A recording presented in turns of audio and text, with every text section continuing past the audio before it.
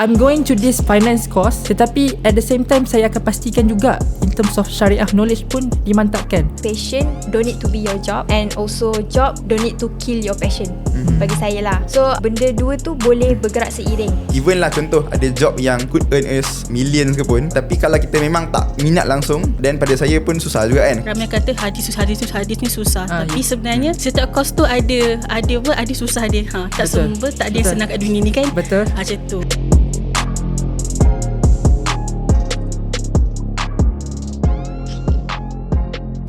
Bismillahirrahmanirrahim. Assalamualaikum warahmatullahi wabarakatuh. Dan selamat pagi kepada penonton yang melihat podcast ini. Nama saya Fatih dan saya akan menjadi host untuk sesi pertama podcast Peluang ini. Sedikit latar belakang about myself. Saya dulu SPM tahun 2019. Dan selepas habis SPM itu, saya dapat offer JPA MARA untuk melanjutkan pelajaran ke New Zealand. Jadi buat persediaan di Intech, dan di New Zealand itu saya buat bachelor's degree in finance, dan kembali semula ke Malaysia pada tahun 2024. Dan seperti mana yang melihat dan menonton rakaman ini, saya percaya yang sekarang adik-adik lepas SPM tengah mengalami fasa yang sangat kritikal. And I was there. I was in that position dulu, kan? Fasa yang kita nak pilih course, and sekarang fasa kita nak isi UPU, and this is a very critical moment, sebab inilah yang akan menentukan apakah pengajian yang kita akan sambung di universiti kelak, kan? Dan kita akan rasa berdebar sedikit, and kita macam dulu saya tak tahu pun nak jadi apa, kan? Dulu sebenarnya kalau ikutkan UPU saya isi law, nak jadi lawyer. Tetapi sekarang saya alhamdulillah kerja di sebuah bank sebagai associate analyst. So nampak tak perbezaan jauhnya daripada law kepada banker. Jadi perasaan berdebar tu sangat normal, dan itulah kenapa kita wujudkan podcast Peluang ini. Peluang tu adalah persediaan ke luar negara. So it's a abbreviation ataupun a short form of this long name. Dan idea podcast ni sebenarnya sangat simple saja. Kita nak wujudkan satu ruang yang santai, yang di mana kita nak guide adik-adik kita, adik-adik lepas SPM, untuk mereka tahu perkara yang penting sebelum nak pilih kos apa yang mereka akan mengambil di universiti lah. So contoh macam mana nak pilih kos, macam mana nak fikir hala tuju, what is the available job opportunities in the market dan sebagainya. Dan itulah, so podcast ni akan berjalan secara bersiri. Dan untuk siri pertama ni kita nak fokus kepada soalan yang sangat penting. Seperti mana yang saya katakan tadi, adik-adik UPU sekarang tengah nak isi UPU, adik-adik lepas SPM nak isi UPU. Tersasul pula. Jadi kita nak tahu apakah, macam mana kita nak pilih bidang pengajian yang sesuai dengan kita punya skill yang kita ada, dengan background yang kita ada. Jadi untuk kita bincangkan perkara ini, kita tak nak bincang secara teori sahaja, tetapi kita nak bincang tentang realiti. Dan sebab itulah kita ada jemputan tetamu kita pada hari ini. Sebelum itu, podcast ini dibawa oleh Ikram Luar Negara ataupun IMAN. Dan IMAN ni adalah satu platform, satu organisasi inisiatif untuk pembangunan belia, dan dia bergerak di sekitar 26 negara di seluruh dunia. So dia ada kat New Zealand, ada kat UK, ada kat Jepun dan sebagainya. Dan dia memberi fokus pada pembangunan mahasiswa dari segi usrah dan tarbiyah. Dan aspirasi utamanya adalah untuk melahirkan individu yang bukan sekadar cemerlang daripada segi akademik saja, tetapi memberi manfaat kepada masyarakat sejagat lah, selaras dengan slogannya rahmatan lil alamin lah. Jadi tanpa melengahkan masa, kita nak perkenalkan sedikit tetamu jemputan kita pada siri yang pertama ini. Di hadapan saya kita ada saudara Arif. Arif, boleh perkenalkan sedikit? Boleh. Assalamualaikum warahmatullahi wabarakatuh, dan selamat pagi saya ucap kepada semua. Pertama sekali terima kasih Ikram Luar Negara yang menjemput kami, dan juga saudara Fatih yang bagi sedikit sebanyak intro lah tadi kan. Nama saya Ahmad Arif bin Ahmad Suhaimi. Boleh panggil or address me as Arif. Saya merupakan pelajar tahun akhir dari Universiti Islam Antarabangsa Malaysia, bidang jurusan perakaunan. Currently tengah buat internship ataupun kita panggil latihan industri ataupun praktikal di sebuah, I would say, accounting firm lah di Damansara. Baru je start actually. Baru je alhamdulillah first week. So dan tinggal di Shah Alam. Dulu semasa sekolah saya sekolah rendah di area Shah Alam saja. Sekolah menengah di Sekolah Menengah Islam Hidayah Johor Bahru. Kena campak jauh sikit walaupun duduk dekat Shah Alam. And dekat sekolah dulu saya ambil jurusan kita panggil sains sosial lah kan. Masa form 4 tu kita ambil maths, account, ekonomi. Dan selepas SPM saya decide saya nak sambung lagi lah jurusan perakaunan. Jadi saya rasa sedikit sebanyak itu intro for myself lah.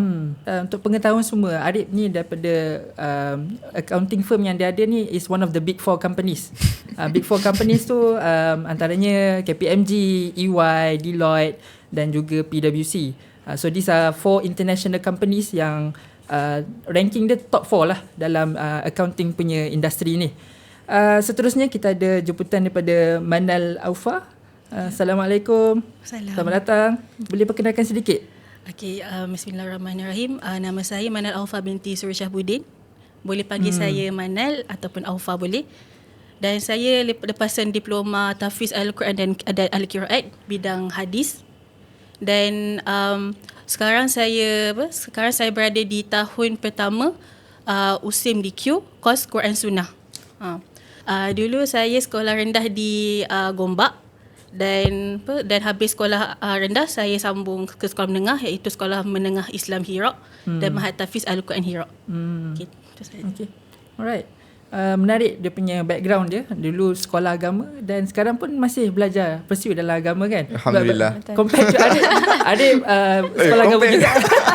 Tak nak compare macam adik sekolah agama but decided to go to accounting kan. So menarik daripada latar belakang pengajian Aufa lah.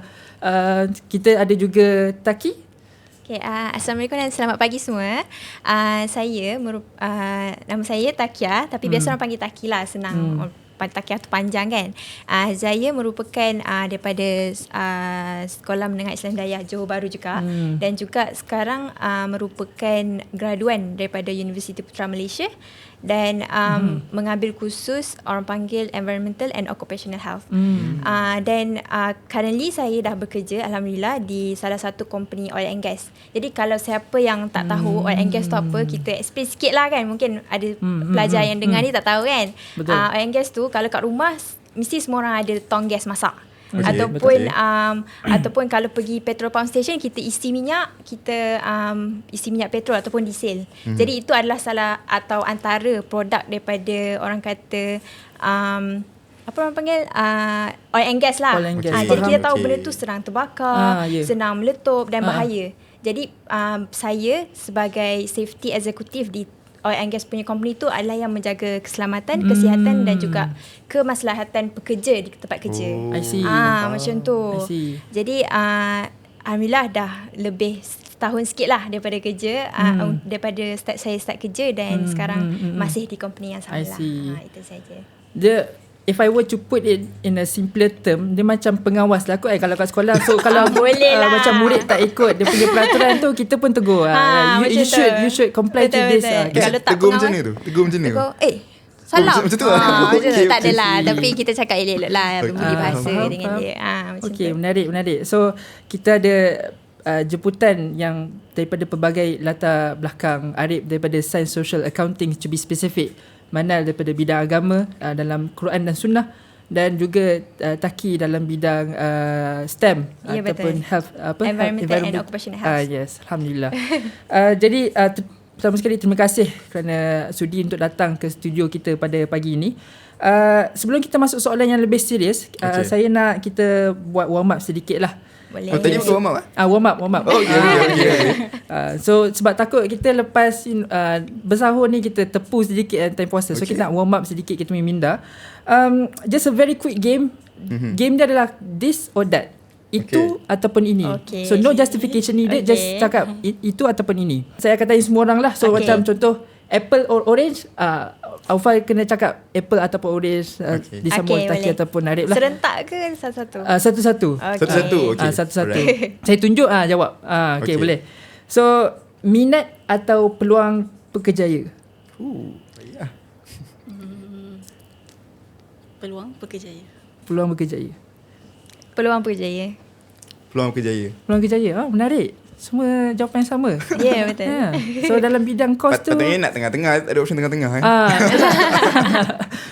dalam pilih kos ni, belajar dekat dengan keluarga atau jauh? Dekat. Dekat. Jauh. Tapi Oh. belajar dekat.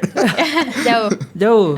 Okey, jauh tu jauh mana? Jauh luar negara ke? Jauh negeri berbeza ke? Negeri berbeza lah. Okey, faham. Sebab ada yang macam saya kenal dulu sekolah kat Bangi, lepas tu buat foundation pun kat Bangi, uni pun kat Bangi. Dia tak pernah nak keluar daripada dia punya kampung dia tu kan. Pilih kos ikut kawan ke ikut pilihan sendiri? Pilihan sendiri. Pilihan sendiri. Pilihan sendiri. Pilihan sendiri. Okey, menarik. Untuk saya ikut kawan lah sebenarnya. Kawan siapa tu? Ya, tak apalah. Tak apalah. Nanti kita akan ada sesi lain Okay. kalau nak tahu lebih berkenaan tentang saya. So nampaknya jawapan panel kita semua ni sama lebih kurang. Kan? Sefikrah orang kata lah. Kan? Jadi tak apa, kita masuk ke round pertama. Round yang kita nak dengar sedikit perjalanan you guys selepas SPM. So untuk soalan pertama ni untuk Adib. Okay. Adib, boleh tak share sedikit perjalanan Adib selepas SPM yang sehingga sekarang ni pilih course accounting. Dan macam mana Adib decided untuk go into accounting ni sebenarnya? What was the decision thinking framework at the time? Oh, the decision thinking framework. Okay. Daripada SPM sampai nak kena play UPU tu. Faham? Okay, kalau berkenaan dengan selepas SPM, macam biasalah, kita lepas SPM tu kita tunggu kerjaan sampai pilih course kan. So at that time, maybe I go straight to the part where the way how I think at that time. Saya fikir masa tu, saya fikir saya complex sikit honestly bila cerita kat ramai orang. Saya nampak macam bidang ilmu ni dia ada macam dua cabang tau. Satu saya nampak ilmu yang dia lebih macam spesifik, engineering, accounting and so on, yang very specific. Ada juga ilmu yang saya rasa dia punya knowledge, dia tengok benda daripada a very macro point of view. Point of view yang lebih luas. Ekonomi, political science. So saya minat dua-dua. Cuma saya fikir that time, mana course yang mungkin saya boleh belajar sendiri, mana yang susah untuk saya nak belajar sendiri. So saya fikir saya nak ada dua-dua. And my thinking at that time was bila saya align dengan saya punya rasa macam kelebihan dan sebagainya, saya rasa out of course yang spesifik tu, saya rasa accounting yang lebih kena. Sebab numbers, kita banyak guna critical thinking, kita banyak macam ada investigating sikit. So itu antara caralah saya pilih yang pertama. Yang kedua adalah at that time saya fikir nak tengok mana course yang dia kena dengan minat saya. At the same time align juga dengan job market. Sebab kita tahu minat is satu hal penting. Second adalah kita nak tengok dalam job market bagaimana. Walaupun kita tak nafikan kita course apa-apa pun, kita ada je possibility untuk dapat kerja atau to create jobs even pun. So at that time saya macam study sikit kan. Walaupun orang kata accounting ni AI akan ganti lah apa kan. But then bila tengok dia punya prediction tu, still nampak account masih okay. And sebab of course lah, satu tadi kena minat. Yang kedua adalah accounting ni dari segi job market dia, antara reason yang kenapa dia okay. I give an example like in Malaysia, kita ada lebih kurang 1.2 juta business, termasuk yang company listed ke, non listed ke, atau company kecil macam Makcik Kiah yang jual guna pisang ke kan. So imagine like lebih sejuta business. And every business, kalau yang level Makcik Kiah mungkin tak perlu lah accountant, tak boleh lah kan. But most business perlukan accountant. So that's why kenapa job opportunity tu okay. At the same time, ada juga peluang-peluang lain. Kalau contoh siapa yang nak pergi ke bidang audit ke, nak pergi bidang percukaian ke. So that's one of the reasons lah yang saya consider semasa selepas SPM. Dan itu menjadi penyebab saya pilih untuk sambung dekat UPU tu. Sebab asasi, saya nak pergi asasi terus. Macam malas nak pergi matrix dulu ke apa kan. Okay je. Tapi saya rasa macam rasa result dah okay. So nak terus yang laju. So at that time asalnya nak pilih UM. Tapi UM tak ada asasi lagi masa tu. Dia ada lepas batch saya. So at that time yang ada UAA. So saya pun macam okay lah, UAA pun saya nampak good. Banyak juga aktif macam-macam kan kat sana kan. So okay lah, I went for UAA asasi setahun. Lepas tu saya masuk degree di Gombak lah, starting from October 2022. I see. Macam tu. Okay. Accounting ni, kalau mereka yang tidak familiar dengan accounting tu sendiri, if I were to again to put it in a very simpler terms, dia bayangkan kita ada data ni banyak. Data company tu banyak, sales dan revenue dan sebagainya. Accounting ni, would you say macam dia tugas dia untuk kumpulkan data tu and then in the end dia kena create the accounting statement, income statement, penyata kewangan, penyata asset dan liability, so that in the end this statement, financial accounting statement ni lah akan digunakan oleh public dan sebagainya lah. So I would say that would be one of the main task lah sebagai accountant. Betul, one of the main task. Walaupun ada lagi banyak cabang, betul kan, macam audit, patut dia ada tax dan sebagainya kan. Itu nak kena explain ke? Itu nanti. Itu nanti. Okay, so menarik daripada adik punya ni. Ada tekanan daripada keluarga tak? Sebab I know for a fact that ayah Arif dalam bidang banking dan sebagainya. So maybe there could be an influence daripada ayah Arif? Boleh lah sedikit sebanyak. Tapi honestly lepas SPM tu, saya rasa macam banyak decision saya buat sendiri at that time. Diorang just macam, nak pilih apa? Cakap nak pilih ni. Nak pergi mana? Yelah, semua isi sendiri semua kan. So kata okay, pergi lah. So I think at that time macam tak ada sangat. This more of saya punya interest lah at that time. Okay, menarik. Dan mungkin pengalaman untuk Manal bila nak pilih kos mungkin sedikit berbeza daripada Arif.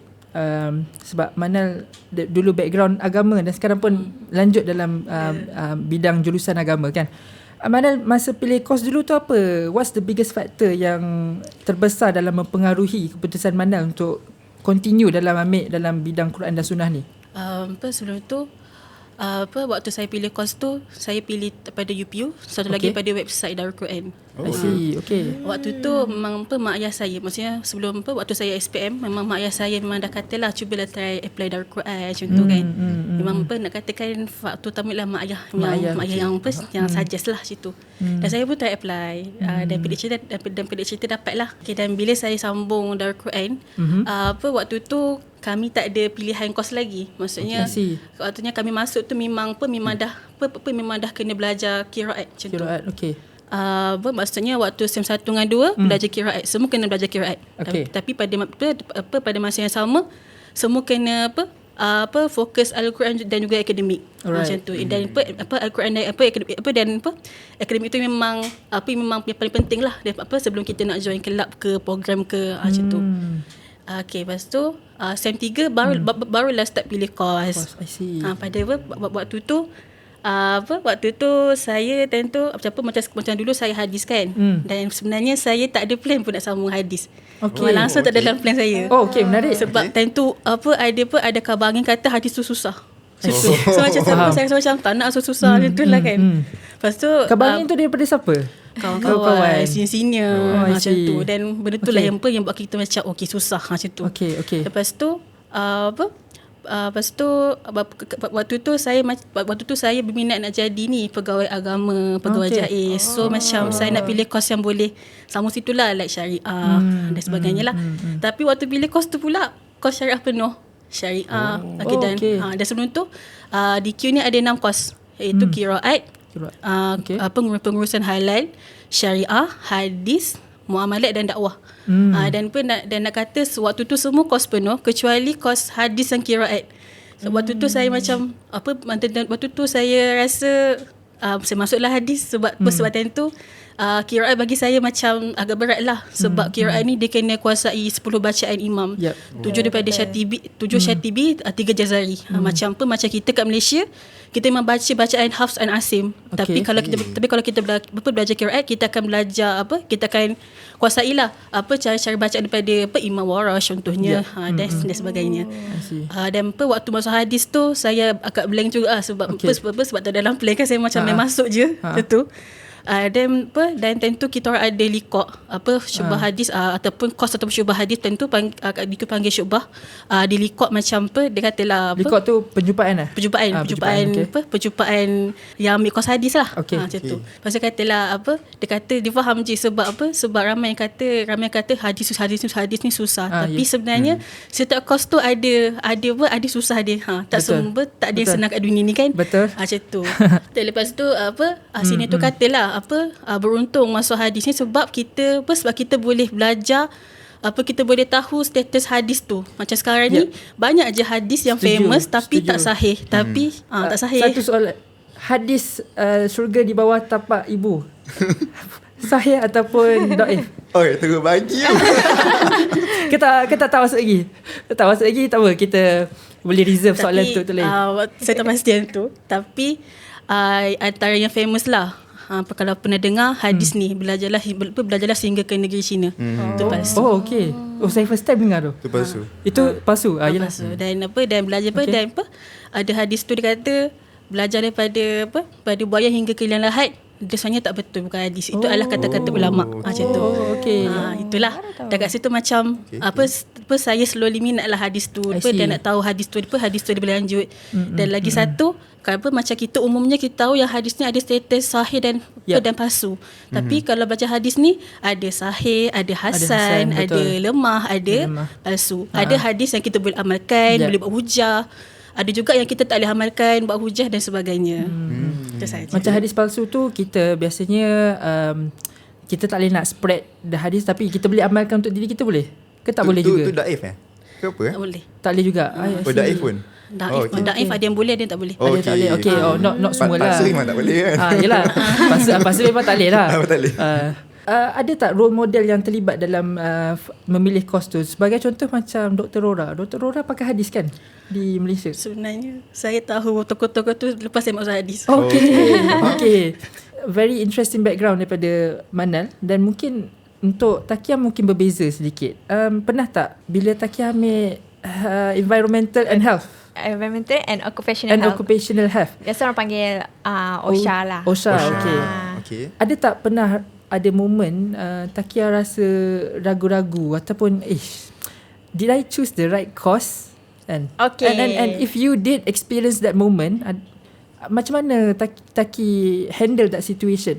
Okay, saya rasa jawapan pendek dia memang pernah. Dan saya rasa semua orang waktu nak memilih buat keputusan yang besar, memang confirm akan rasa ragu-ragu ataupun betul ke kita akan pilih perjalanan ni yang untuk kita, yang kita memang akan nanti kita nak pergi kerja dalam bidang tu ke, macam mana, dapat ke peluang pekerjaan dalam bidang tu. So ragu-ragu tu sentiasa ada. Tapi kalau ikut pengalaman saya, ragu-ragu tu datang bila saya dah masuk dalam course yang saya belajar. Waktu saya pilih tu saya tak ada rasa ragu-ragu, saya memang pilih. Dan saya dapat course ni, saya masuk first year tu bila lecturer kenalkan, kan dia akan cakap expectation you akan belajar apa. Yes. So time tu saya baru tahu course saya ni akan ada 3 kali intern.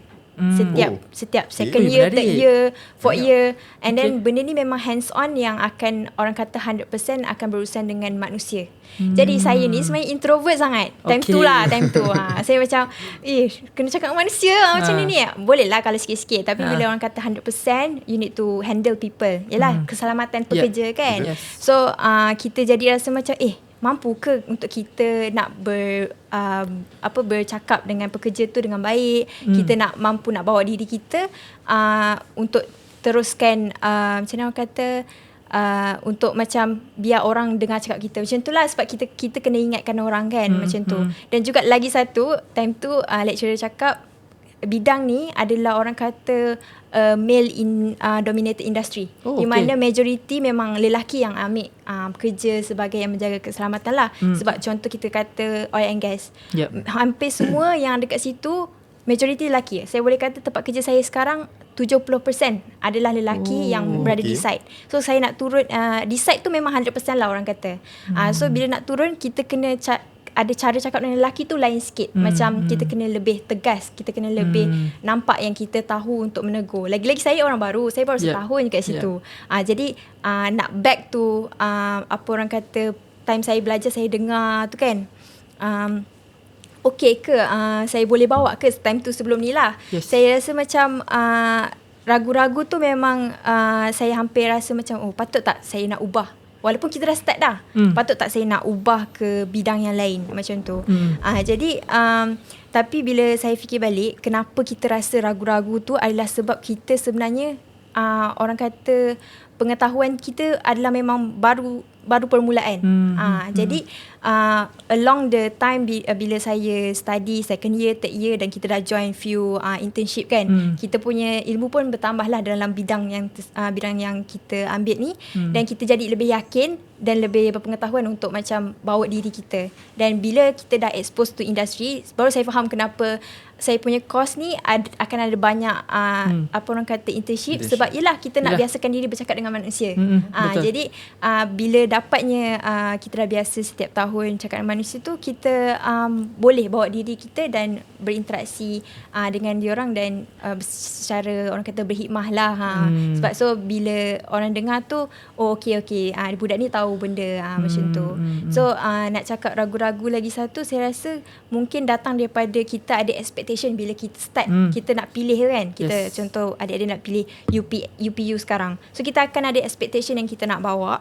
Tapi kita bila kita masuk tu tak sama dengan expectation. Mungkin reality dia jauh berbeza. Benda yang kita belajar tu memang surface lah orang kata. So bila masuk tu mungkin kita memang akan rasa differences tu lah. So apa yang kita boleh buat, saya rasa benda ni saya buat lepas saya rasa ragu-ragu tu waktu saya dah masuk. Tapi sekarang waktu pilih UPU kita boleh jumpa dengan orang yang lebih tahu. Macam kita tanya yang berpengalaman lah. Kita tak boleh nak bergantung pada orang kata sekarang semua information kat hujung jari. Kita tak boleh just hanya untuk kita cari kat Google je apa course ni pasal apa course ni kan.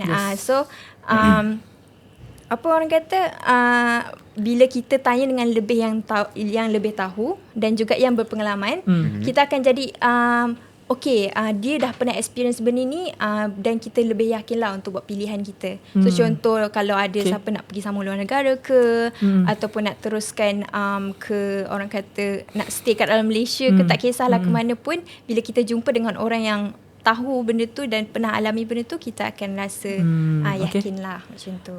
In a way saya boleh katakan macam if you look at TikTok kan, dia kadang ada edits about career. Contoh macam saya ambil kewangan, dia ada finance bros orang kata kan. Finance bro pakai macam ni lah.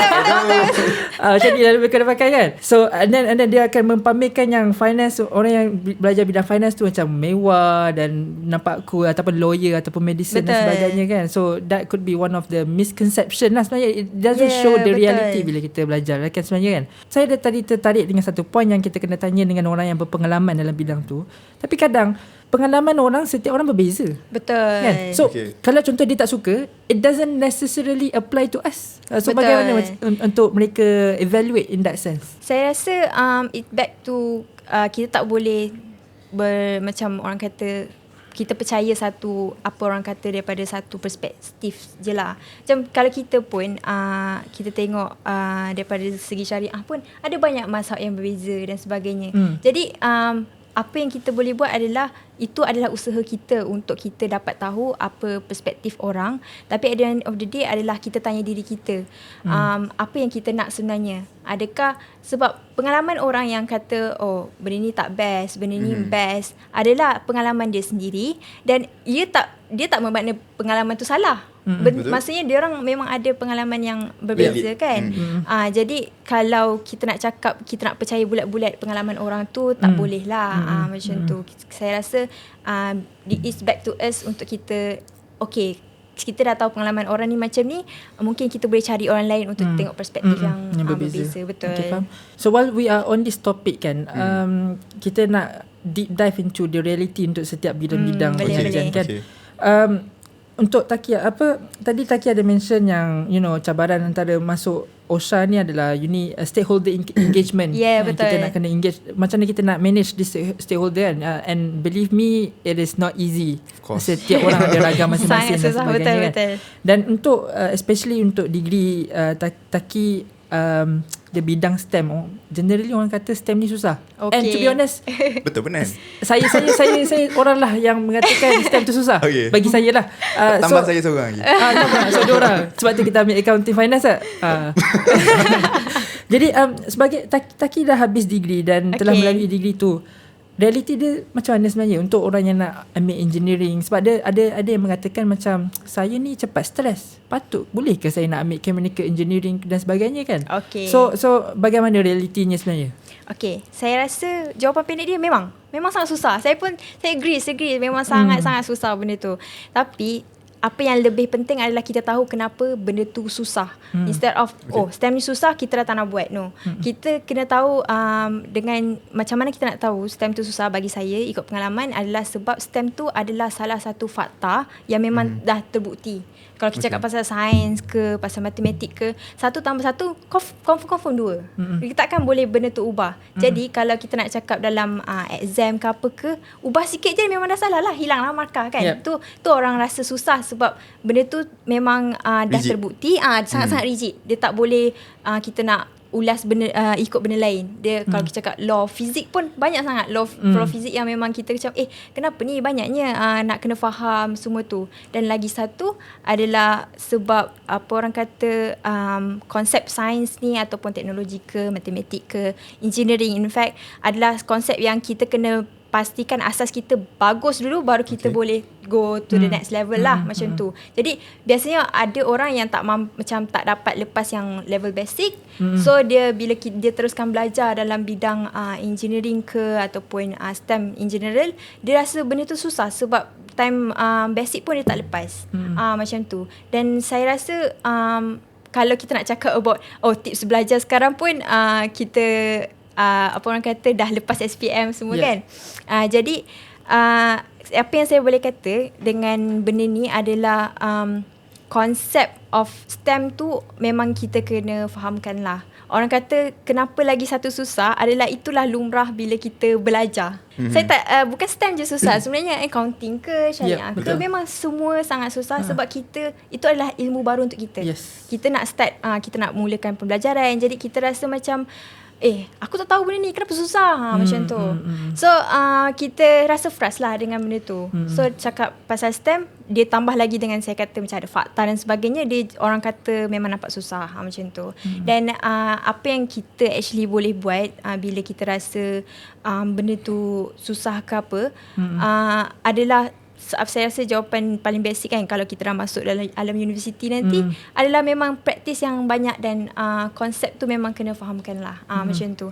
Dan bagi saya kalau kita nak cakap about belajar benda baru susah, itu macam mana orang kata, apa guna kalau kita belajar dan kita tahu kita dah tahu benda tu. It's not fun kalau kita belajar dan kita dah tahu macam boringnya, tak nak masuk kelas macam tak mencabarlah kan. So kita rasa macam itu saya rasa that is the thrill of learning. Kita sambung belajar, kita teruskan usaha hingga ke Menara Gading semua itulah macam tu. Biasanya bila kita keluar daripada comfort zone kita, it's always going to be hard. Memang bila kita nak belajar benda baru, it's going to be hard in the first place pun. So it's pretty normal untuk kita merasai kalau course tu susah dan sebagainya. And it's very important untuk ada support group. Nanti kat uni nanti kena ada circle of friend yang baik dan kena ada group study. If not mistaken, Arif ada buat group study dulu kat UIA. Ada beberapa lah. Ada beberapa. InsyaAllah. Alright, terima kasih Taki. Untuk Arif, one of the misconception untuk accounting ni, people usually would say dia kira duit je ke? So sebenarnya counting tears tu. So sebenarnya apa yang Arif belajar sebenarnya dalam accounting ni sebenarnya? Okay, so saya faham lah bila orang cakap accounting ni, kita akan cakap nombor. Bisa cakap ambil account, kau mesti pandai math kan. Not necessarily, but okay, ramai lah yang ambil account tu quite okay at maths. Tapi kalau account, and the basic level macam yang Fatih cakap tadi, is the process of we record, we classify, we measure and we report and analyse things. Itu paling basic. Kalau contoh yang di sekolah, saya rasa korang akan lagi familiar lah bila korang belajar buat apa PKK yang panggil dulu tu. Sekarang kat uni dah pakai English kan. Kita buat penyata kewangan tu, kita kena record macam mana, nak cari kalau ada isu nak kita baiki macam mana. Itu very surface level lah dekat sekolah. By the way how kita record. Tapi bila di uni ni kita akan first saya pergi dulu tadi part recording, reporting semua tu. Kita akan go lebih dalam. Sebagai contoh, kita akan tengok standard macam mana kita nak record in the case of nak record binatang. Contoh kan, accounting kalau ada business yang dia mengembala kambing ke ataupun ada cow ke, so the way how they record ada standard. Sebagai contoh, standard kita panggil MFRS lah, Malaysia Financial Reporting Standard. Macam mana kita nak record binatang tu. Kita nak record based on harga macam mana. And kita kena pergi tengok binatang tu macam mana. Kena bawa sekali orang yang boleh evaluate dia punya price macam mana apa semua kan. Ataupun case lain kalau record ni sebagai contoh for example I give Sime Darby kan. Sime Darby satu bisnes yang besar and they have, if I'm not mistaken, more than 300 kot subsidiaries ataupun anak syarikat. Adalah yang aktif, ada yang tak aktif. Aktif saya rasa lebih kurang 100 kot. So bayangkan setiap anak syarikat tu dia ada dia punya penyata sendiri. Ada rekod sendiri.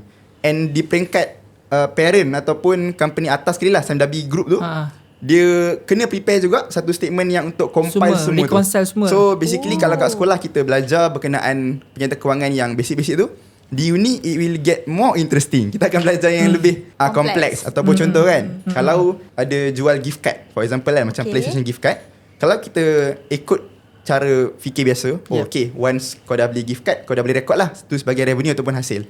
Tapi by standard MFRS 15 revenue recognition, dia berbeza sedikit. Kita boleh record revenue tu sekiranya okay, gift card tu untuk apa? Untuk orang redeem kan. So selagi mana customer tu tak redeem lagi that gift card, ada some portion yang kita tak boleh record lagi. So it will get more complex, but I would say it's interesting lah kalau kita minat benda-benda macam tu lah.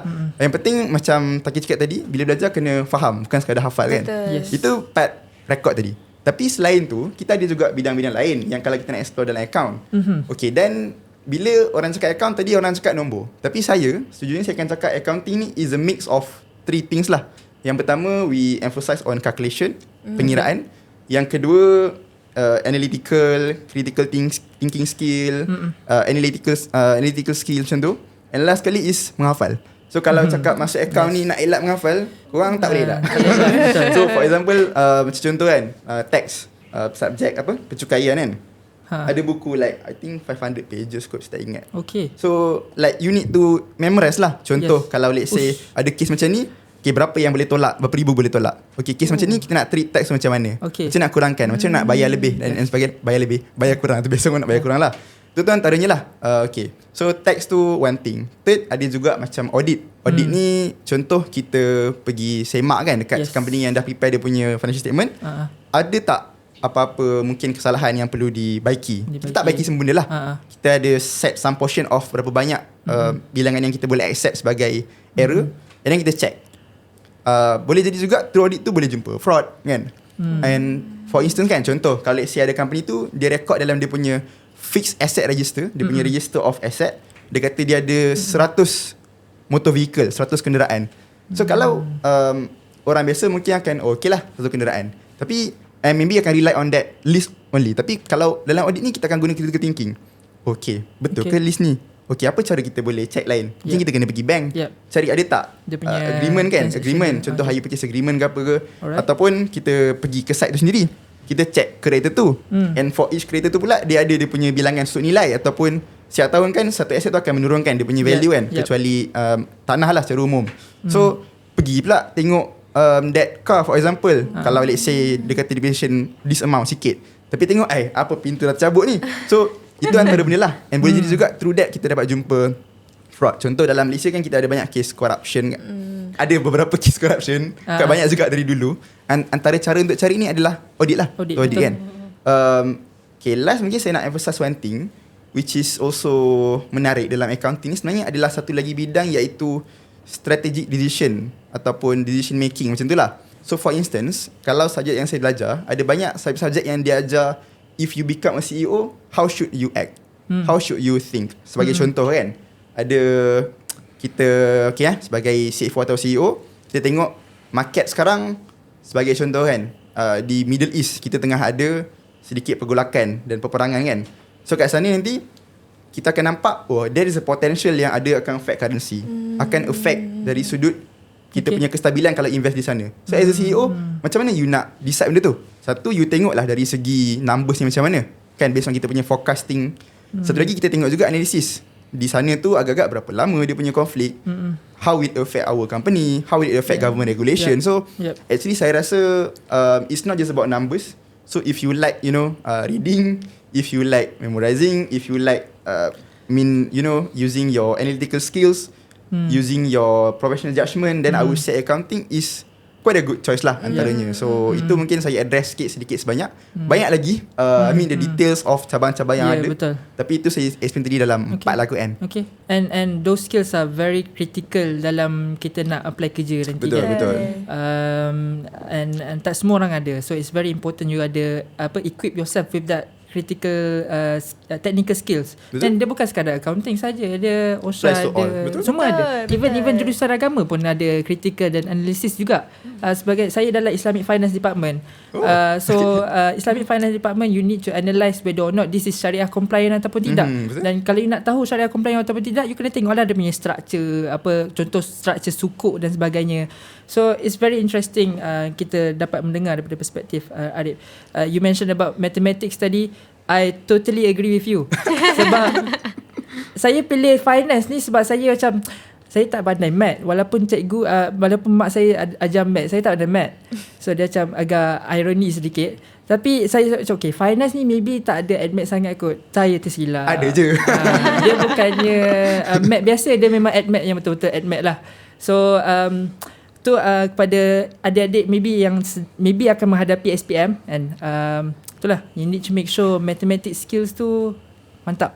Okay, untuk Manal pula, sebagai seorang yang tadi saya mention daripada background agama, ada beza tak belajar agama di sekolah dengan di university? Mungkin maybe the beza in terms of scope dia maybe lebih luas dan mendalam.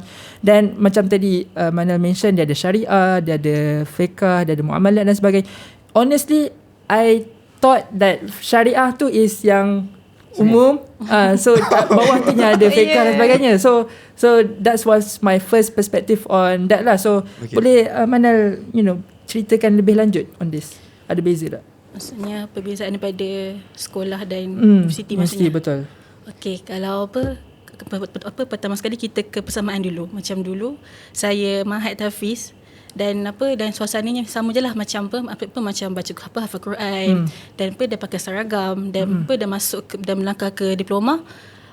Walaupun diploma kami tu tak kena pakai pakaian seragam. Lagi DQ kan dari Quran macam tu. Dan suasananya tak jauh beza pun, sama je. Kalau dan masuk je dan cuma bezanya kalau waktu kita sekolah bezanya kita ada benda yang kena asing lelaki perempuan. Contohnya macam contohnya macam tangga kan. Ada tangga yang untuk laluan khas untuk lelaki dan perempuan. Lelaki ada untuk perempuan. Macam tu kalau makan pun ada juga. Asing-asing juga. Dan DQ pun tak sama juga, asing-asing. Cuma kalau uni luar mungkin adalah perbezaannya tu. Maksudnya macam kita akan sikit kata syok lah, macam kita baliklah kenapa tiba-tiba bercampur pula ni kan, macam tu. So nak katakan macam bi'ah ataupun surrounding tu berbeza lah. Dia juga. mengikut tempat lah juga kan. Okay, lepas tu dari segi macam bidang tu sendiri, belajar bidang macam maybe kat sekolah memang kita boleh simply hafal je. Dulu saya ambil juga PSI kan. Itu memang hafal je lah, easy. Betul. Maybe kat universiti sekadar hafal tu tak cukup. Sebenarnya kena faham dan kena melihat daripada real world application. Kalau macam kat sekolah, kita memang dah di-provide anything. Daripada cikgu lah, maksudnya nota, latihan kan. Tapi bila masuk ke diploma, kita yang kena cari sendiri. Contohnya macam macam saya hadis kan. Saya sikit lah. Saya punya lecturer tu memang orang pondok. So memang dia punya penyampaian tu macam berdata kan. So siapa yang tidur lah, siapa yang tak fokus lah. So nak kita kena fokus lah, tak boleh tidur. Lagi-lagi kelas pagi ya. Pagi, petang macam tu semualah sama je semua. Sama je. Okey. Cuma satu lagi macam waktu saya first time berhadapan dengan lecturer yang pondok tu memang mengantuk jugalah. Dan lama-lama macam boleh macam dah boleh masuk dengan dia punya cara mengajar semua tu. Macam itulah. So itu beza je kat situ. Menarik. I think it's macam tadi pendekatan belajar tu, kalau kat sekolah saya merasakan personally kat sekolah cikgu banyak menyuap kita lah sebenarnya. Berbanding kat uni ni you kena berdikari, independent. Kalau tak belajar, you tak belajar lah kan. Ayah saya lecturer, dia katalah, kalau pelajar dia tak nak belajar, it doesn't impact him. I mean, it does lah in a way macam result performance class kan. Tapi lecturer dia tak ada obligation untuk menyuruh dia punya student untuk belajar kan. So I think that's an interesting point lah. And it's applicable untuk semua courses yang mana kita bila dah masuk universiti ni kita kena berdikari dan independent. So kita dah kena bergantung pada diri sendiri. Kita tak boleh nak bergantung pada lecturer kita. Tak ada orang kisah dah. Nak fail lah. You nak buat tutorial, tak nak buat, tak apa, terpulang pada you. So it really depends on us lah. Jadi kita pause sedikit daripada soalan-soalan berat ni. Kita nak kembali pada santai-santai sedikit. Saya nak buat what if punya segmen. What if. Okay. Ni siapa-siapa nak jawab dulu dipersilakan. If time machine is real, exist, dia wujud, would you turn back time untuk dan if you turn back time, apakah perkara yang you akan ubah dalam memilih course? Actually, would you actually be in this course? Would you actually choose another course? So dipersilakan siapa nak jawab dulu. Okay. Saya jawab dulu lah. Silakan. Alright. Saya rasa kalau cakap about would I choose this course, saya rasa ya. Sebab saya rasa course ni is very, orang kata, underexplored punya kursus lah. Dan sebenarnya adalah salah satu kursus yang orang kata mungkin tak ramai orang pernah dengar benda ni. Sampailah dia masuk universiti, sampai dia nak cari bidang apa yang actually okay dan boleh apa orang kata bawa kita macam tu. So ini adalah salah satu course dan saya rasa course ni sangat menarik sebab dia cover semua bidang STEM. Dia bukan spesifik engineering je. Dia bukan spesifik teknologi, sains je. Sebab untuk kita tahu apa yang bahaya untuk orang, kita kena tahu semua benda. Macam daripada segi the effect daripada health. Kalau kita cakap health adalah biologi. Kalau kita cakap pasal chemistry ataupun tu, dia akan more to chemistry, macam chemical property semua tu kan. So saya rasa saya akan still pilih. Menarik. Boleh. Silakan. Kalau tanya saya, sejujurnya bukanlah jawapan sembang, tapi memang my answer would be yes lah. Sebab asalnya tadi saya punya dilema semasa saya nak pilih course tu adalah, saya actually kalau kata interest on a daily basis, saya lagi suka melihat isu-isu besar kan. Saya suka tengok sejarah, tengok politics, tengok ekonomi. Even sampai sekarang pun tu benda hobi lah, baca seharian, macam minat lah dari sekolah kan. Cuma masa saya nak pilih UPU dulu tu, macam cakap, saya compare mana yang saya boleh belajar sendiri, mana yang saya perlu ambil course. Cuma I think as time goes by, saya rasa I would still choose it again, because I mean it proves apa yang saya punya assumption dulu tu, which saya rasa ni bidang yang saya susah kalau saya nak belajar sendiri.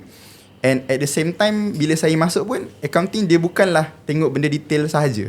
Macam tadi saya cakap kan, ada juga tengok perspektif sebagai CEO, macam mana kita nak decide untuk company yang besar. Ataupun contoh subjek saya belajar adalah international finance. Macam mana kita nak tengok bila bisnes ni dia berurusan dengan bisnes luar negara, macam mana diorang nak deal dari segi berurusan dengan kerajaan luar negara, dari segi kita tengok pertukaran currency, macam mana kita nak foresee currency tu punya rate changes based on the current situation in every country sebagainya. So dia jadi macam, saya ingat kita tengok benda yang kecil-kecil sahaja, tapi kita tengok juga benda-benda yang from bigger perspective. Tapi tak adalah sama tahap lah sebagaimana mereka yang kalau ambil ekonomi sebagai contoh, dia akan tengok kewangan negara, dia akan tengok, actually akaun pun akan tengok juga kewangan negara. Dia akan tengok dari segi numbers. Kita punya GDP, keluaran dalam negara kita setahunan, tengok inflasi punya rate. So those things saya belajar juga, walaupun dia tak sedetail orang-orang yang ambil ekonomi tu spesifik lah. So I would say of course if I can turn back my time, I will choose again lah. Masya Allah. Menarik. Manal, ada any perspective insight on this? Would you still choose bidang agama or maybe you akan pilih course lain? Kalau saya boleh putar balik masa kan, saya akan pilih course betul-betul lah. Macam waktu pilih course degree, saya mungkin ada salah letak ke apa yang buatkan saya masuk Quran Sunnah USIM. Lepas tu waktu tu pula memang automatik saya masuk USIM DQ. Sebelum tu kalau siapa yang tak tahu USIM DQ tu apa, USIM DQ tu syllabus belajar semua ikut USIM. Miss jadual cuti SEM ikut USIM. Cuma tempat kat DQ. So bila masuk degree ni suasana sama je, sama macam time diploma, cuma orang yang lain-lain lah. Dia macam saya tak dapat rasa rasa vibe ini luar tu sendiri macam tu. So bila saya dekat tempat yang sama, sebabkan saya rasa macam awkward lah. Macam tu sekarang ni kan, saya banyak saya banyak diam je kan. Sebab saya tak biasa bergaul. So kat situ memang nak elakkan nak bergaul tu, saya memang kena join program lah, contohnya macam podcast ni supaya saya boleh improve saya punya bercakap ni lah macam tu. Okay. Faham. And sebenarnya bila saya tanyakan soalan ni, sebenarnya bukan nak kita nak kata regret what we did last. Betul. Bukan kita nak regret, cuma what we could improve lah sebenarnya. Betul. Dan sebenarnya semua it led us to be here lah. The path tu sudah tentu ada hikmah dan sebagainya lah kan. Maybe Allah dah tentukan Manal untuk jadi one day jadi pakar hadis dan menggantikan doktor orang. Amin, insyaAllah. Banyak dibasuh sekarang ni. Tu banyak kan. And especially people spread it. Betul. Takut kan menunggang agama for wallahu alam politician ataupun for self interest dan sebagainya. So there is a need untuk belajar agama. Dulu sekolah saya ada satu ustazah tu, dia cakap belajarlah agama dahulu. Sebelum you nak belajar accounting finance tu, you kena belajar, you kena mantapkan the core is agama. Betul. Kalau core agama tak kuat, then you can easily be persuaded by dengan banyak ideologi zaman sekarang kan. Feminism dan sebagainya. Kalau kita tak pandai, agama kita tak kuat tu, dan kita mudah terikut persuade oleh itulah semua tu. Boleh saya tambah? Boleh. Macam lari sikit lah. Bila saya kan saya daripada sekolah agama kan. Kalau waktu sekolah saya masuk aliran Ikhtisas Agama, nama dia tak silap Ikhtisas Agama. Dan waktu diploma pun agama juga, degree pun agama juga. Dan kadang-kadang satu masa tu buat saya rasa macam boleh tak nak try lain boleh tak nak try lain agama. Macam tu, sebab saya ni jenis yang saya suka bergaul. Contoh macam kalau ada peluang nak join NGO ke apa, saya memang nak join, saya memang nak keluar. Okay. So macam itulah. Dan bila saya duduk sini guys, semua daripada luar negara guys, STEM, UAE semua tu buatkan saya rasa kerdil lah. Macam saya masih kerdil. Dan macam itulah. Just to give the assurance, kita semua hebat dalam saya sebenarnya. Okay, dalam Islamic Finance Department ni kita ada syariah punya team tau. Serius, saya takjub dengan ilmu yang diorang ada. Sebab bila syariah and you are at a banking level, you nak kena pastikan produk financing tu syariah compliant. You bukan sekadar belajar syariah, you belajar juga pasal finance tu juga dan sebagainya kan. So I would say, kita semua ada kemahiran dan kelebihan masing-masing. And we should be proud of our own achievement, insyaAllah. All those products semua pun, of course lah, dia based on ijtihad sebagainya. Tapi part of it, ijtihad semua pun datang daripada the primary source kan. Yes. Hadis, Quran kan. So without it, yang lain tu tak ada. Betul. And especially Islamic finance ni is a very important ni lah. Kita kalau sebagai seorang Islam, kita kenalah guna Islamic finance kan. Dan kita kena pastikan Islamic finance ni tak imitate conventional. Ni dah lari sangat lah Islamic finance kan. Panjang discussion tu. Itulah. Tapi nak katakan macam jangan rasa kerdil dengan apa-apa yang course kita akan ambil nanti sewaktu kita nak isi UPU. Just believe in yourself dan insyaAllah buat yang terbaik. InsyaAllah setiap ilmu tu bermanfaat. Dan itulah, ilmu tu sebenarnya tanggungjawab. Kita belajar engineering tapi kita buat bom atau kita bom orang kanak-kanak, itu ada dosa kan. So ilmu ni adalah satu tanggungjawab. Dan kita kena ambil tanggungjawab ni dengan penuh amanah. Dan kita kena memberikan manfaat pada masyarakat sejagat. Jangan kita mudaratkan masyarakat lah. Betul. Itu sebenarnya dah bukan sesi santai dah tadi kan. Macam agak serius juga. Bercampur lah. Okay, tadi since Manal kita dah apa pandangan Manal, apakah kesalahan utama bila adik-adik lepas SPM akan membuat dalam memilih kos? Adakah orang ikut trend ataupun dia macam kurang buat research? Macam contoh macam right now is AI, so I want to take IT. Tapi pada hakikatnya I'm not good at IT pun. Contohlah kan, you ikut trend dan sebagainya kan. So what's your opinion on this? Maksudnya macam kesalahan memilih kos ataupun adakah sebab semata-mata ikut apa yang ibu ayah kata tanpa kita betul-betul sendiri tengok apakah kos yang ditawarkan itu, whether or not dia sesuai dengan diri kita. Sebab in the end kita yang mengalami, kita yang akan go through it, kita yang akan experience kan. Kalau kita pilih salah kos, kita yang nak kata kita sengsara, tapi kitalah yang akan experience that itulah discomfort dan sebagainya. Okay, bismillah, setakat ni Kalau dari saya tak ada masalah pun dah, sebab walaupun hadis tu bukan pilihan saya bermula tu, tapi alhamdulillah saya boleh adapt dengan suasana, cara belajar. Dan alhamdulillah lah saya boleh score juga dalam hadis tu. Alhamdulillah. Lepas tu cuma saya nak kongsi sikit lah pengalaman saya cerita daripada kawan-kawan saya. Kawan saya, kita di Darul Quran memang fokus utamanya adalah Al-Quran hafazan. Maksudnya setiap sem tu akan ada macam silibus macam target lah. Contohnya macam sem 1 kena habiskan at least 5 juzuk, 1 hingga 5. Kalau tak habis, kalau tak habis tak lepas nak masuk exam. Macam tu. Dan Tak mudah. lagi-lagi kalau first time hafal memang susah lah. Dan mereka ada satu sem 6 bulan tu nak cover 5 juzuk. Susah lah. Dalam 5 dah 20 100 muka surat. Itu 6 bulan. 6 bulan lebih kurang macam tu lah. 6 bulan 5 bulan macam tu. Lebih kurang. Tak hafal slide pun tak ingat kan? Itu just hafal Quran. Belum lagi akademik. Akademik lagi. Juga. Gitu. So ada seorang kawan saya ni ni untuk pengajaran semualah. Dia first time hafal. Dan mostly orang masuk hadis ni mostly semuanya pernah hafal. Semuanya semuanya boleh adapt dengan kita Arab macam tu. Dan bila dia first hafal dan masuk pula hadis, susahlah dia nak adapt. Susah. Lepas tu pernah tanya dia, kenapa masuk hadis kan kalau dah tahu tak boleh adapt kan. Dia kata macam dia nak cuba, tapi tu saya salah tu, tak boleh macam tu kan. Lepas tu bila dia nak fokus hafazan, dia sentence dia nak fokus assignment semua tu, dia macam terjejas sikit tau. Contohnya macam assignment kadang-kadang dia tak kasih komitmen pun macam tu. Dan hafazan pula kadang-kadang dia tak mampu nak bagi sehari lebih 2 muka. Dia macam susah nak adapt. So kalau pilih course ni, pilih yang kita minat, pilih yang kita boleh adapt lah macam dan bila kita masuk course tu, kita kena bertanggungjawab atas pilihan tu. Contohnya macam dah tahu kita masuk hadis, dah first time pula hafal, janganlah sambil lewa, maksudnya bagilah kerjasama macam tu. Dan satu lagi macam waktu kat DQ, kelak semua program semua tu bukan kata tak wajib, tapi boleh masuk, tapi Al-Quran yang utama macam tu.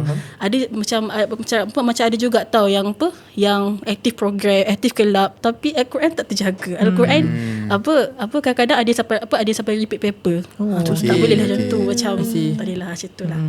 So memang minat utama dan once bila course tu kena tanggungjawab lah. Maksudnya jangan sampai susahkan orang, jangan sampai jejaskan kita punya prestasi macam tu. Dan lagi satu cerita, kawan saya ni mak dia paksa masuk pendidikan, tapi kawan saya ni introvert. Nak cakap pun susah. Nak cakap pun, dan kalau mengajar dia susah, dan dia cepat shaking. Introvert macam tu. Lepas tu mak dia paksa masuk masuk pendidikan kan. Lepas tu kat UPU dia apply dalam pendidikan. Kan tak silap saya ada interview kan pendidikan ni kan. So bila interview tu biasa pun ada juga kan. Ada juga ada juga untuk opsi. So UNISA pun ada juga pendidikan macam tu kan. So interview tu bayangkan dia shaking, dia cepat shaking. Dia tak boleh nak habiskan interview tu. So kat situ dia dah gagal lah. So nak katakan last kali kesannya kat diri dia sendiri macam tu. Sebab bagi saya, pandangan saya, dia boleh je pergi lebih jauh. Maksudnya dia boleh je dia boleh je sambung contohnya macam hadis dekat yang lain, tapi sebabkan terlalu ikut mak, so dia macam lala kesan kat diri dia juga macam tu lah. So saya kalau boleh simpulkan, you need to make yourself well informed. Kena ada semua details sebelum nak pilih course tu. Jangan sekadar pressure daripada mak ayah dan sebagainya, ataupun trend dan sebagainya. You kena make sure the decision is well informed lah. You kena tahu semua details tu kan. Untuk Taki, macam lebih kurang macam tadi, disordered, tapi kali ni provide justification lah. Passion ataupun job security. So contoh macam ada yang minat sukan kan, dia nak main sains sukan. Macam Arif, you're very active in sports kan dulu, ke sekarang? Tapi tak rasa boleh jadi career.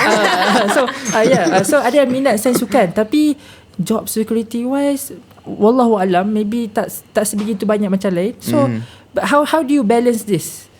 between passion and also ensuring that yang course kita ambil tu adalah job security. Sebab I think that is very important jugalah kan. Betul. Tadi pun kita awal-awal tanyakan disordered kan, minat ataupun kerjaya. Apa soalan kan? So kita semua pun pilih benda yang sama kan. Kita rasa job security tu macam lagi penting lah.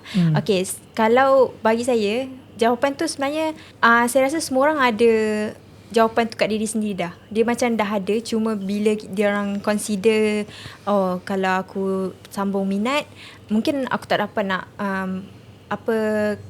dapatkan job yang pay well ke ataupun yang permanent dan sebagainya. Jadi kita adanya rasa macam orang kata tak complete ataupun rasa macam I can do better untuk secure my job sebenarnya, tapi sebab minat pilih passion, jadi macam end up tak pilih yang tu, and then bila kita dah kerja nanti kita rasa menyesal. Macam tu. Jadi saya rasa it back to orang tu sendiri dan juga apa yang dia nak. Tapi siapa kata kita kena pilih antara dua? Siapa kata kita tak boleh nak buat dua-dua waktu kita dah bekerja nanti? Kalau kita semua pilih passion, siapa kata kita dah kena berhenti? Kalau semua kita pilih job security, siapa sabar ya semua, sabar. Sabar, take nafas. Siapa kata ambilkan passion kan? Okay. Siapa kata kita tak boleh nak buat benda yang kita minat? Contoh macam saya minat junk journaling. Tahu tak junk journaling tu apa? Apa?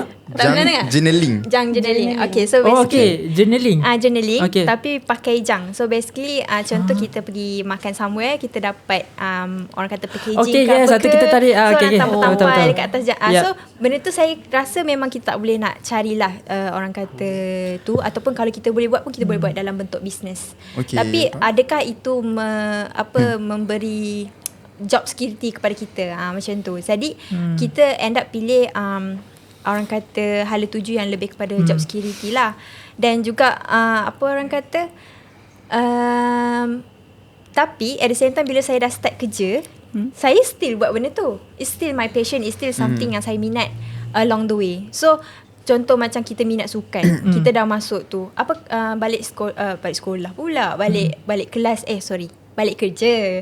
Balik kerja kita takkanlah kita tak nak buat sukan. Kita minatkan sukan tu. So it's not something yang kita orang kata passion don't need to be your job, and also job don't need to kill your passion. Bagi saya lah. So benda dua tu boleh bergerak seiring, bergerak selari. Dan juga bila orang kata job security tu, dengan adanya orang kata kerja yang orang kata stabil dan sebagainya, kita lagi banyak boleh kita buat ke arah passion kita. Mungkin tu jadi side income kita ke dan sebagainya. Bukan bermakna kita tak boleh lah terus kita nak ke passion. Dan tapi orang kata kalau kita teruskan kerja, nanti kita dah tak orang kata motivation tu tak ada. Siapa kata motivation tu mungkin terus tak ada. Macam time saya kerja sekarang, ada benda-benda yang saya dapat daripada office, so saya buat dalam jurnal saya. Saya masuk dalam jurnal saya. So bila saya tengok balik, saya jadi minat dengan kerja saya. Sebab banyak benda yang saya boleh kumpul. You incorporate your passion dalam kerja tu sendiri. So bila saya kerja tu, saya dapat orang kata kerja saya ni is more to promotion. Kita kena bagi tahu orang untuk jaga keselamatan dan sebagainya. So banyaklah poster ke bahan promotional material yang kita kena bagi. So benda tu lah yang jadi, bila saya buat jurnal tu, saya macam best lah juga benda-benda macam benda tu cantik lah. Dan benda tu menjadi salah satu motivasi untuk saya teruskan bekerja. Dan siapa kata kalau pilih passion pula, kita tak boleh dapat job security. Kalau kita tengok sekarang kan, sejak COVID ke apa ke, digital world ni memang dah naik, memang meningkat. So sekarang even orang kata media punya tu semua dah boleh naik. Orang yang contoh kalau kita tengok sekarang podcast kan, kita pun sekarang tengok podcast ataupun podcast yang luar yang berjaya. Mungkin dia suka bercakap, tu passion dia. So dia dah jadikan salah satu bisnes. Jadi this is a way of thinking how you want to incorporate your passion in your job, ataupun during your doing your job tu, you also do what you love lah. Macam tu. So saya rasa itu pendapat saya lah. Faham? Dan menariknya time saya belajar luar negara dulu, bila tanya orang-orang yang mengambil course ni, dia ambil course macam arkeologi dan sebagainya, betul, history menarik. dan sebagainya, dan mereka tak takut.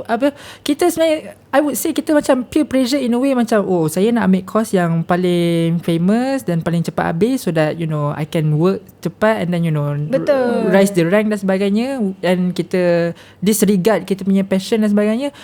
Dan kalau kita lihat orang-orang luar negara, orang Mat Salleh, dia ambil arkeologi, tapi dia buat double degree lah. Betul. So dia ambil yang mainstream, dan dia also khusus pada minat mereka lah.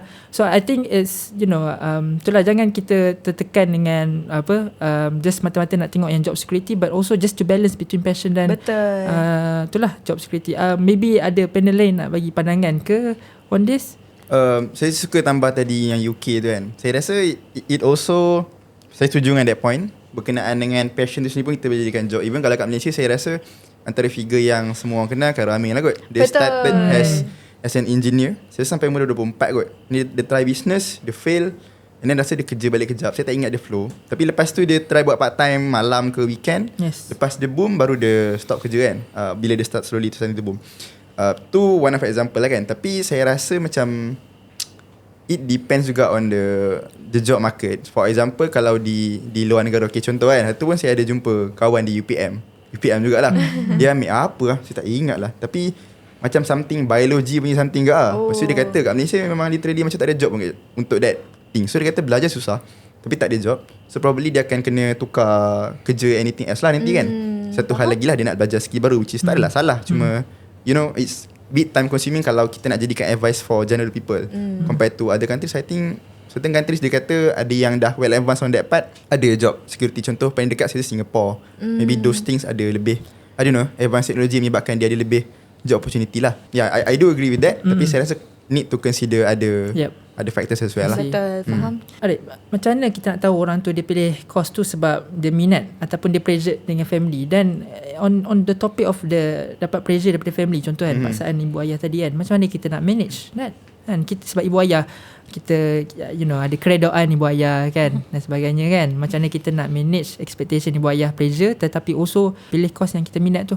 Alright, saya rasa mungkin saya bukanlah orang paling tepat untuk jawab sebab macam saya kata tadi, mak ayah saya support, lebih open, and course yang saya pilih tu pun course yang I think mainstream orang parent okay. So maybe I'm not the right person to answer that. Cuma kalau yang pertama kita jawab soal kita tahu kita pilih tu sebab kita punya peer pressure ataupun sebab tadi apa?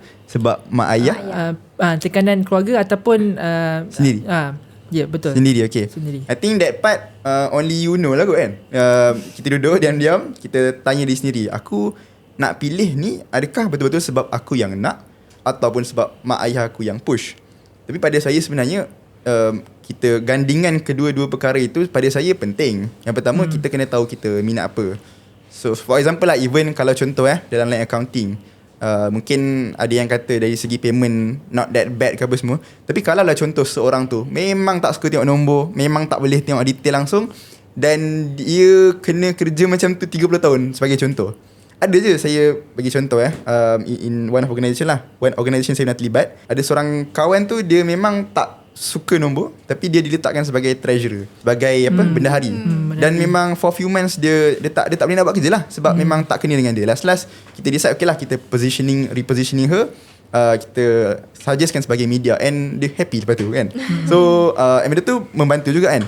So saya rasa tu kena tengok juga minat kita berdasarkan apa yang kita rasa kita boleh buat. Even lah contoh ada job yang could earn us, I don't know, millions ke pun, tapi kalau kita memang tak minat langsung, then pada saya pun susah juga kan kalau sepanjang hidup nak macam tu kan. And second, pada saya penting juga untuk kita tanya juga daripada parent kan. Although kita punya parent tak tahu semua benda, tapi they have different perspective daripada orang yang dah bekerja, orang yang dah dalam market sebagai contoh. Dari segi dia dah nampak reality dalam kerja yang macam mana, apa job yang mungkin dia nampak kawan-kawan dia dah lalui. Tapi itu yang kedua. Cuma pada saya satu lagi yang penting adalah kita kena buat kita punya judgement sendiri berdasarkan research sendirilah. Sebab as I said just now tadi, semasa saya bercakap yang point parent pun penting untuk kita consider pandangan mereka, tetapi they don't know everything. Mereka tak tahu semua benda. Contoh, ada seorang kawan saya memang dia nak masuk line macam saya lah. Dia nak pergi audit in certain company. Tapi parent dia memang macam tak tahu sangat pun dunia industri. Dia tak pergi lah. Dia tak pergi. Dia pergi lah audit, tapi dia pergi tempat lain lah. So I think it also important lah untuk kita pergi reach out to siapa-siapa kat luar. Ataupun kita, I mean today kita ada AI, kita ada YouTube and everything yang kita boleh access di ujung jari kan. So tu juga antara benda yang saya buat lah lepas SPM tu. Kita buat research sendirilah, discuss job opportunity macam mana, dia kena dengan kita punya kita punya minat ataupun tidak. Sebab kita kan ada test tu, Holland test ke apa, saya tak ingat, yang macam psychological test yang kita tengok people yang ada karakter macam kita ni sesuai untuk kerja yang macam mana. So kalau kat sekolah dulu MBTI Dr. Anan sudah buat lah, tak ingat lah benda nama dia. So I think those are also the things yang kita boleh buat. So kalau tadi untuk menjawab soalan pertama, kita pilih sebab parent ke ataupun tu, how do we know, kita kena tanya diri sendiri. Yang kedua pada saya adalah penting untuk kita imbangkan, ataupun kalau bukan imbangkan, kita combine ketiga-tiga itu kan. Kita tengok kita punya minat, kita tengok kita punya parent punya pandangan, dan yang ketiga adalah kita lihat juga dalam realiti semasa bagaimana. Cuma saya rasa itu dia hadir sebagai satu guiding principle lah kan. Dia satu principle yang akan memandu kita. Tetapi saya tahulah dari segi realiti, it's not that simple. Ada orang yang dengan dengan family mungkin sangat susah kalau dia nak nego. Ada orang yang mungkin dia try lah macam mana pun dia tak tahu minat dia apa. So that part saya rasa kena tengok case by case lah. You try analyse what's your situation, and kalau rasa perlu dapatkan sebarang pandangan daripada orang yang mungkin boleh bantu, do reach out lah. Sebab macam saya cakap tadi tu, it's just a guiding principle. So boleh jadi case by case dia different kan, dia berbeza. Menarik sebab kalau ikut saya punya personal experience, parents saya nak saya jadi ustaz sebenarnya. So patutnya kena masuk jurusan bidang agama lah. Dan ketika itu saya nak apply, saya ikut je lah kan, nak apply tapi walaupun hati ketika itu macam tak berminat sangat nak jurusan agama. Maksudnya bukan tak minat agama, tak minat nak spesifik dalam jurusan agama, saya nak explore benda lain. So saya macam, kita kena more on stakeholder management dengan ibu ayah kita. So saya cakap okay, tak apa, I'm going to this finance course, tetapi at the same time saya akan pastikan juga in terms of syariah knowledge pun dimantapkan. Dan macam mana Fatih mantapkan, kalau boleh share? Baca buku. Baca buku. So one of the books that I have is The Paradox of Islamic Finance. Dan banyak lah. So dia kena menambah ilmu lah on the side. Sebab ilmu ni available, accessible di setiap platform. It doesn't kita jangan fikir hanya universiti sahaja sebagai wadah ataupun platform untuk dapat ilmu. Betul. Dan ilmu ni luas, kita boleh dapat di mana-mana, tapi pastikan yang sahih lah kan. Jangan kita random ambil daripada ni. So kita kena make sure the source is credible lah. In the end up, alhamdulillah sekarang dalam Islamic Finance kan, dalam jurusan kewangan tetapi juga agama juga kan. So dan saya rasa nak tambah satu point adalah istikharah dan betul. Minta restu lah yang paling penting kan. Doa yang terbaik lah. Itu saja untuk main segmen kita. So sebenarnya kita ada kumpulkan beberapa soalan daripada adik-adik SPM sebelum even kita start podcast ni kan. So adalah beberapa soalan ada di sini. Maybe ini untuk Taki ko untuk jawab. Okay, so soalan dia adalah jika seseorang sedang memilih antara cyber security dan chemical engineering, bagaimana dia boleh membuat keputusan since dia adalah cepat stres dengan dia kata dia dengar chemical engineering ni susah. So macam mana dia tapi dia nak chemical engineering. Tapi macam mana dia nak itulah, dia orang yang cepat stres. So macam mana kita nak ni? Saya rasa untuk saya jawab tu, sebab saya bukan course antara dua tu pun lah kan. Untuk saya tak tahu in depth apa yang diorang bawa each tu. Tapi saya rasa dua-dua tu dengar macam susah tu. Dia bukan just by the name just by the name pun dah nama benda tu adalah satu benda yang kompleks. Tapi saya rasa kalau in term of kita sendiri dah sedar yang kita adalah seorang yang cepat stres ataupun cepat, macam kita tahu benda tu susah dan benda tu adalah cepat stres, adalah dengan kita buat preparation awal lah. Dan saya yakin kalau nanti alam universiti, usually lecturer akan kongsikan learning plan sepanjang tahun tu. So apa yang kita boleh buat bila kita masuk nanti, bila lecturer share benda tu, kita dah boleh tengok kita susun, okay, minggu ni aku nak fokus kat sini, minggu ni aku nak fokus kat sini. Dan juga usually lecturer akan terus bagi tahu tahun ni akan ada berapa assignment ataupun akan ada projek besar ke tak. Itulah yang berbeza sikit lah daripada sekolah kot. Mungkin sekolah dia akan macam face by face bagi homework, bagi tu. Tapi kalau university, dia orang akan bagi terus planning tu, dan kita tak disuap lah kiranya. Dia just bagi planning dan kita susun sendiri. Jadi untuk kita control stress tu adalah dengan kita jaga time management kita sendirilah. Kita dah tahu apa planning 1 tahun tu, kita susun. Dan juga lagi satu adalah dengan saya rasa usually stress ni muncul kalau orang tu buat kerja last minute ataupun tiba-tiba kerja dia memang bertimbun-timbun kan. Sebab memang universiti memang sentiasa tiba-tiba banyaklah pula due date yang kena hari yang sama kan. So usually apa yang kita boleh buat adalah kita set priorities lah dekat each of that. Dan saya yakin macam kita boleh tahu mana yang lagi penting, mana yang kena hantar like dulu ataupun mana yang aku dapat assignment tu dulu. So macam kalau ada assignment tu kita dapat dulu, kita dah boleh terus at least draft the plan on kita punya timeline nak belajar dan sebagainya. Dan juga macam apa nama tu, kalau betul rasa tak mampu, macam Fatih cakap tadi, kita kena ada study group yang kita boleh together, macam everyone bahagi-bahagikan nak belajar apa, and then semua ajar each other. Dan saya rasa saya setuju sangat dengan statement tu, sebab saya pun ada circle university yang memang semua orang kalau kita nak tanya tu adalah memang support group kita lah, diorang boleh support kita. So itu salah satu cara yang kita boleh pilih. Tapi kalau nak cakap cyber security ke chemical engineering tu, dua-dua adalah orang kata skop yang jauh berbeza. So dia berbalik kepada minat. Kalau betul chemical engineering buat minat tu, teruskan. Dan kita cuma macam back to previous one, kita kena ikhtiar dan kita kena research dulu apa actually chemical engineering is about, dan tanya orang yang betul, orang yang tahu, yang pernah experience belajar chemical engineering tu. So untuk saya jawab tu tak tahulah, tapi saya rasa ramai engineer mungkin dah ada experience tu, dan senior-senior kat universiti yang kita tertentu pun kita boleh carilah untuk nak study apa dan sebagainya macam tu. Faham? I guess it goes back to the fundamentals lah. Betul. Dan tadi berikan tips, never procrastinate. Betul. Saya banyak experience dalam procrastination, and I tell you, it is not a good experience. Betul. Stress tu sangat tinggi, dan ya Allah ya Tuhanku, janganlah kita nak ulang balik dah experience kan. And sebenarnya dia akan dibawa ke dalam kerjaya kita juga. Kalau kerjaya kan, dia biasa bagi deadline. Kalau kita procrastinate, dan kerjaya ni bukan macam uni. Uni they give you assignments, and then if you do it procrastinate and then buat last minute, kalau dapat result teruk lah kan. Kita je lah. But company ni dia nak top tier punya, top notch punya kerja. Betul. Quality tu kena berquality. So if you do it last minute, you're not gonna meet the quality, and then itulah wallahu alam, kena buang kerja dan sebagainya. So I make sure, so it goes back to fundamental lah. Nak pilih cyber security dan those are two different punya ni kan. So dia ikut minat, dan itulah kena pastikan fundamental kita kuat. Betul. Untuk Manal, ada soalan dia. Untuk bidang Quran dan Sunnah, apakah peluang kerjaya yang ada? Takkan nak masuk dalam majlis agama je kan, ketuk pintu orang ke apa, contoh kan. Dan maybe kat luar negara tinggi ke peluang kerjaya di Middle East dan sebagainya?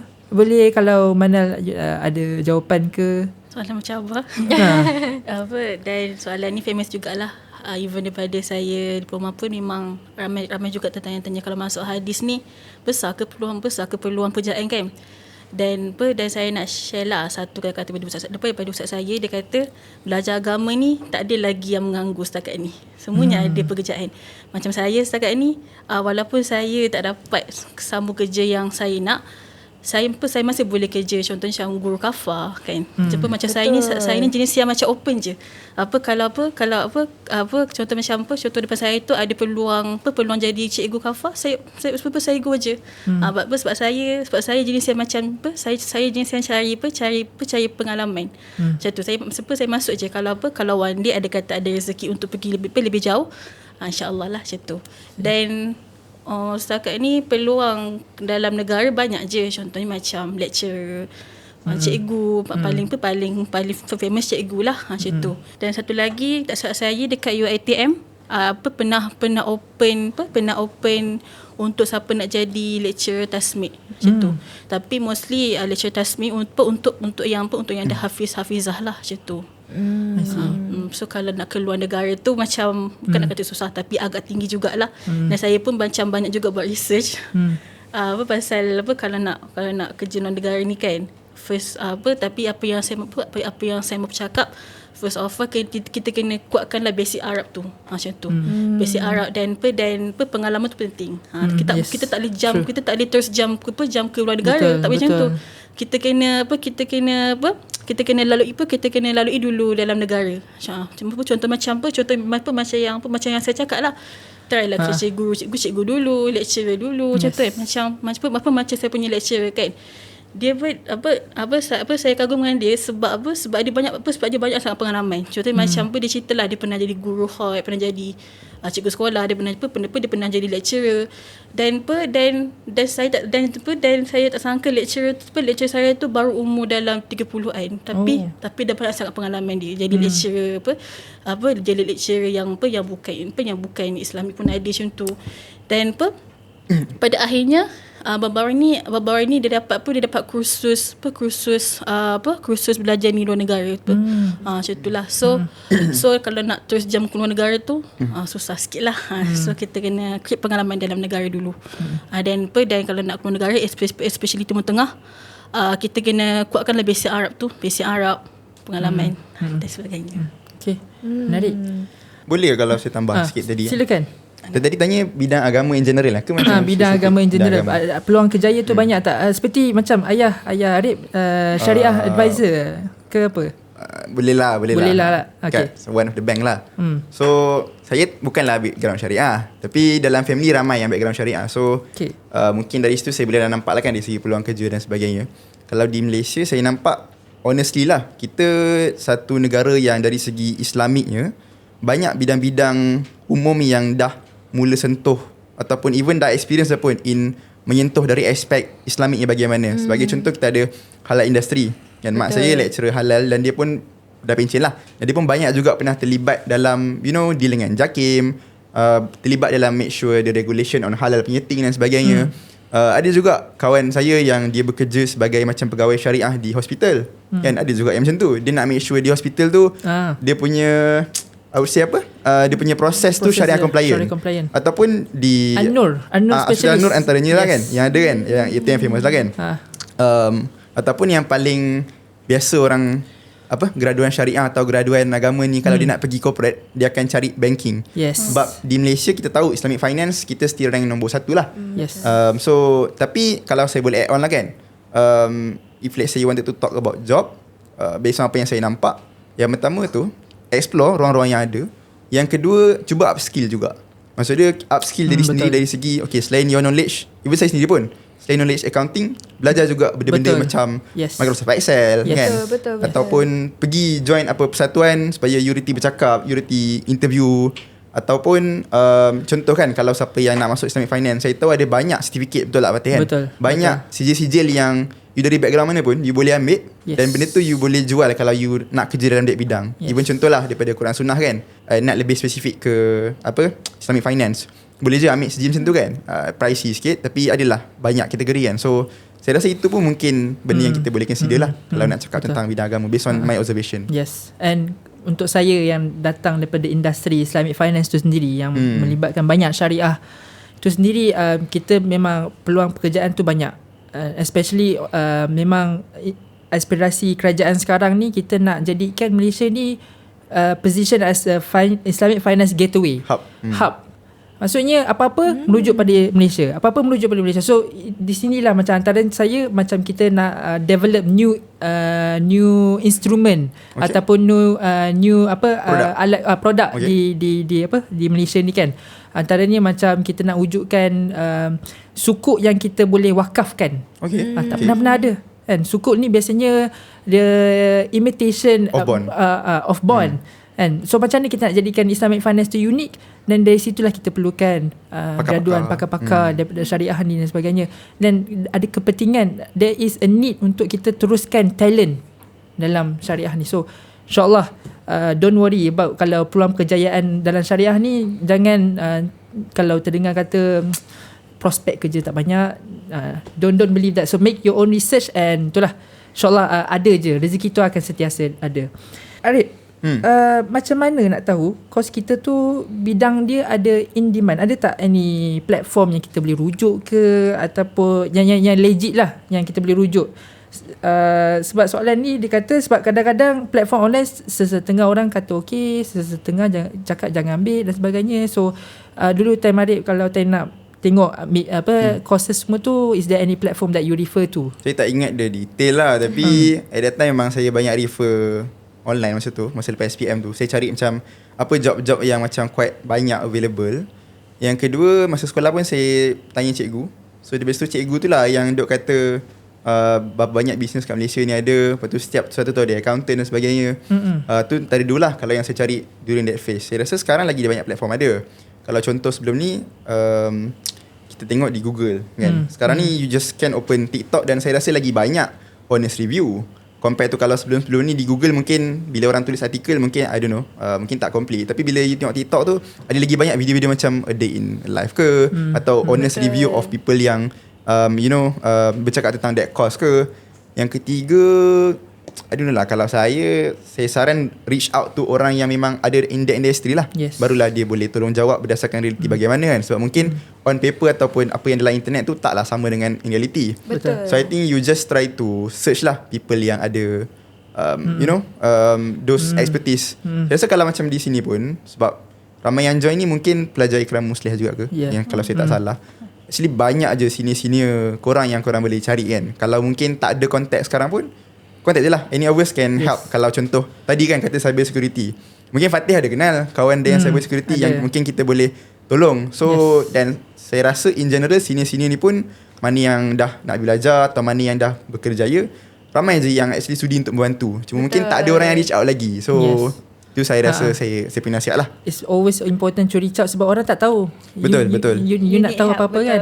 So jangan malu dalam era sekarang ni. Jangan malu untuk bertanya. Sentiasa untuk tanya. Especially yang kita akan tentukan ni adalah course.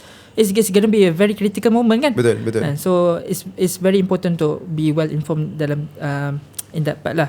Cuma mungkin kalau saya tambah sikit boleh. bahagian tu, tadi kan kita cakap tentang apa yang kita boleh buat preparation sebelum kan. Cuma pada saya pandangan peribadi saya rasa kalau lah anda kata sekarang ni mungkin you dah try your best untuk cari resource, mencari jawapan, tapi mungkin rasa macam masih sama-sama, tapi time force you to terpaksa make decision. Just go dengan apa decision yang paling terbaik you boleh buat sekarang.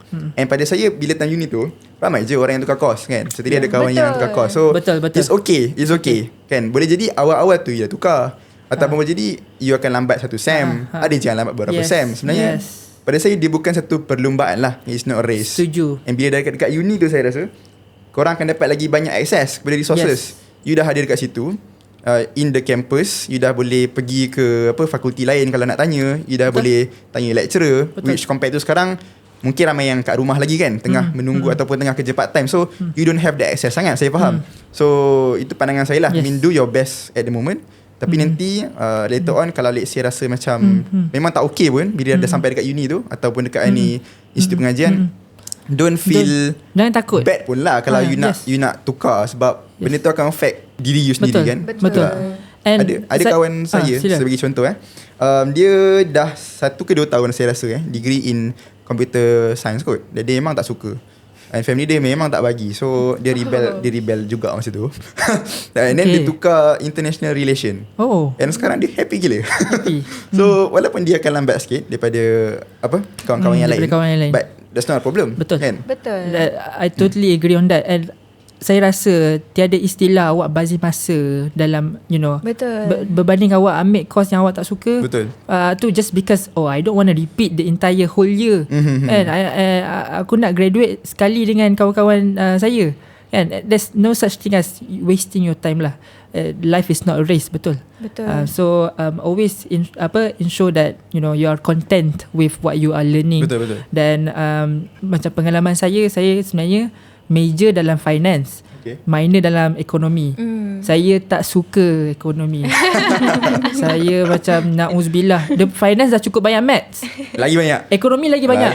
Dan dia lagi abstract. Maksudnya Betul. kalau kat sekolah dulu kita boleh relate dengan real world tau. Macam okay, supply demand, okay, standard lah tu kan.